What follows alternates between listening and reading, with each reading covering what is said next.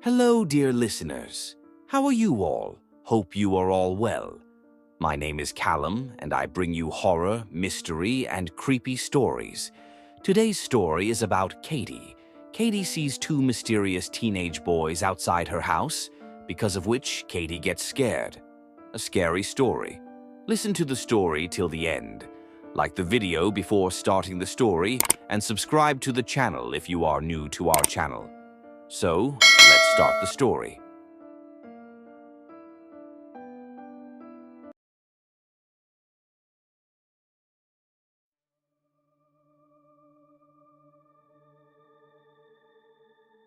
It was warm for a December afternoon in Hutchinson, Kansas, when Katie came home from work in 2008.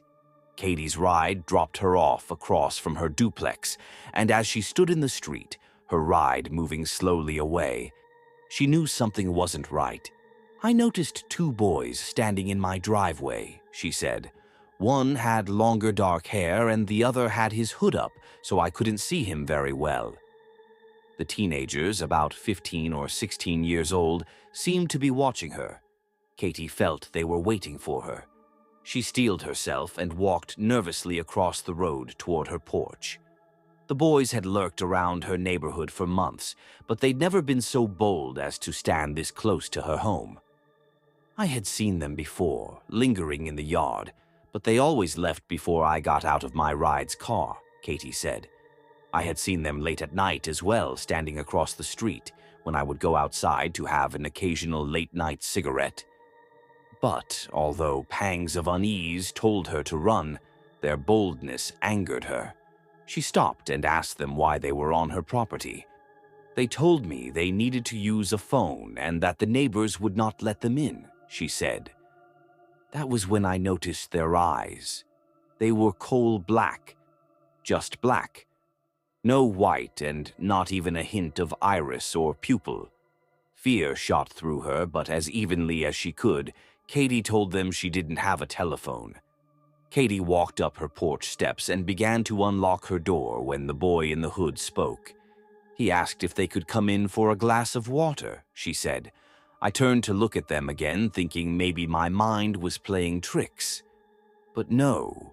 When I turned and looked into their eyes, they were pitch black as the first time."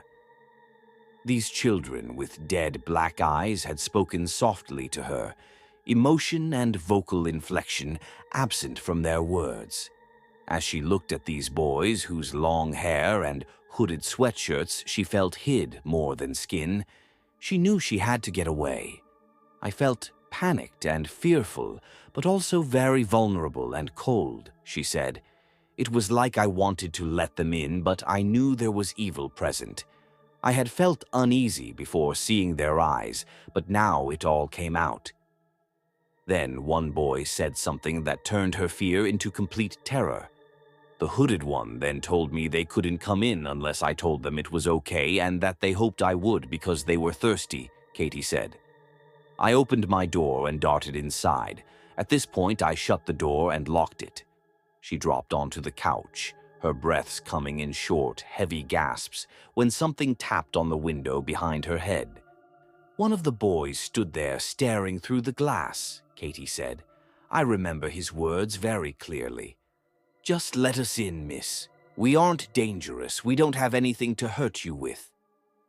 I was beyond frightened at this point.